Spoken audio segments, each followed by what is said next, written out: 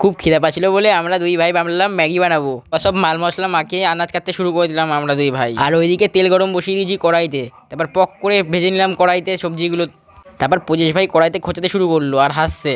তারপর একটা ছেলে পড়া বাং করে চলে এসে ম্যাগি খাবো, তাই দেখে আমরা পুকুর বানিয়ে দিলাম জলে। তারপর সেই দেখে আমরা কোকড়ানো ম্যাগিগুলো ফেলে দিলাম ঝুপ করে জলের মধ্যে।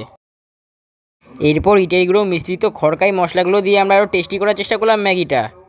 তারপর একটু টেস্ট করেই দেখলাম যে ম্যাগির জলে নোনা কম হয়েছে, তাই সেই দেখে আমি লবণ মিশ্রিত করে দিলাম জলে।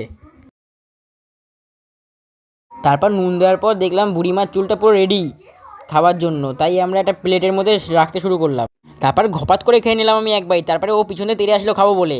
তারপর আমরা তিন ভাই ঘপ ঘপ করে খাওয়া শুরু করে দিলাম ম্যাগি। তারপর এমন লোভ দিয়ে দিল পচা, আমার মুখ দিয়ে পড়ে দিল ললা। তারপর ওই বাইরটাই একবারে উঠিয়েও খেয়ে নিল ঘপাত করে করে।